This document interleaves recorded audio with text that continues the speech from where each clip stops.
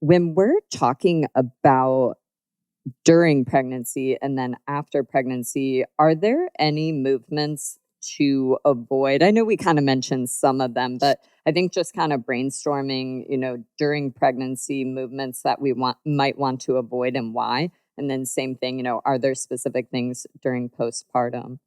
Yeah, and they're kind of somewhat the same, and it's for the reasons of protecting the core, protecting the pelvic floor, and protecting the baby. I mean, I feel like those ones are pretty self-explanatory. Like, don't do, like Betsy said, anything like that you could fall. Maybe if you're a gymnast, don't do balance beam because you could fall and hit your stomach. Or I know some people still ice skate, but like maybe be careful ice skating or rollerblading, things like that. Just be aware of those things. Like impact on the belly could be damaging to the baby.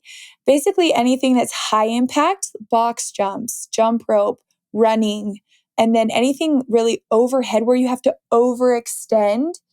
And obviously, you shouldn't really be overextending anyways, but sometimes you do when things get heavy or when we don't have great mobility, right? You're going to overextend to hit that lift. So, yeah, things like handstands or overhead press, even like hanging from the bar, like pull ups, that uses a lot of core, and we usually overextend to get that. Oh, and core specific things like, sit ups or planks, that just puts a lot of pressure on the core. And there are ways that you can train the core without doing a sit up, without doing a plank, right? Front rack holds are really good, which is actually really great training when you're pregnant because you're going to be carrying something in that position, Yeah. in a few months, like a lot of things, not It's just gonna your be baby. growing. Yeah. Everything's going to be growing. And so just learning how to manage, that front rack carry and your abs right there. And that's really a low impact movement. You're not moving fast. You're just standing there or you're just walking. So it's easy to like set up a camera. Look, are my ribs staying stacked over my hips? Am I able to breathe correctly through this whole thing? So those are the things that we suggest kind of modifying and staying away from. Burpees, don't lay down on your stomach all the way and then worm your way back up. Things like that. And we do have a free resource. So I know that when she says all of that, it sounds like, okay, so I can't do anything. But there are modifications for all of those that we have in a free resource on our website. But I think the value in that is I learned how to be creative. And that goes with any injury. If you've ever been injured and you're trying to exercise around it, you get creative and you make up your own movements or you find all these new movements that like one-sided presses. Oh my gosh, I barely ever want to do a barbell press again because I see so much value now in just pressing with one arm. I think just makes you more educated overall as far as how you can exercise when you learn to modify.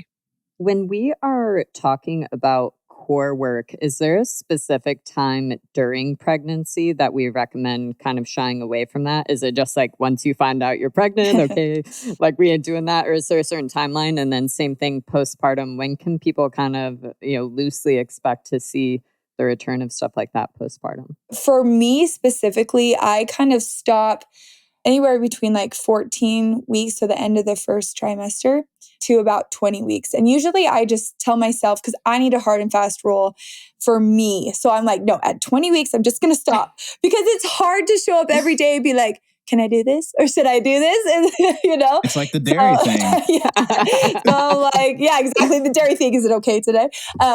So I just, for me personally, I tell myself 20 weeks, I'm done running. I'm done doing pull-ups. I'm done doing all this. I'm going to modify all those things just because, again, I'm training for longevity.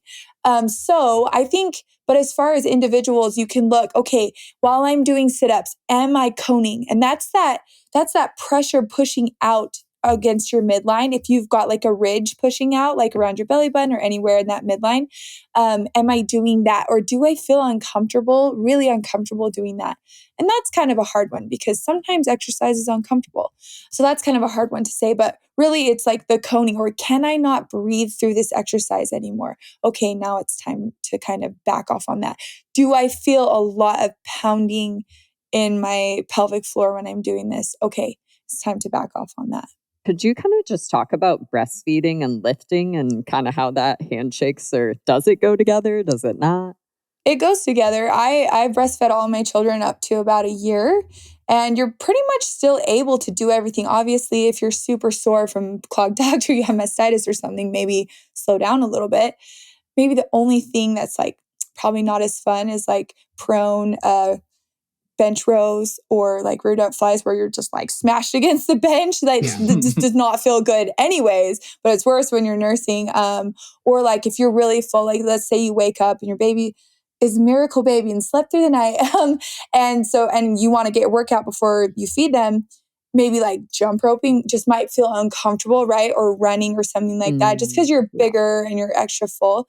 But yeah, you can still definitely do it and go for it. It's kind of not really the same as like having implant surgery or whatever, where that skin is, kind of a little bit more compromised from the stitches or whatever.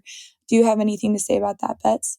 That's exactly what I've experienced. I didn't breastfeed for very long, so I didn't really have that to measure. But I know that I had a lot of clients with clogged ducts, things like that, and it's anything pushing on that was uncomfortable. And then, of course, I know that you guys, I think, talked with Jess about just intensity and how that can affect milk production. So that's something, if you're a trainer, that you want to watch, or if you are someone breastfeeding, if you're having trouble with milk production, you've got to make sure you're eating enough and not pushing the intensity. And that's a whole Pandora's lunchbox to unpack there that I know you guys touched on with Jess, but something to be aware of.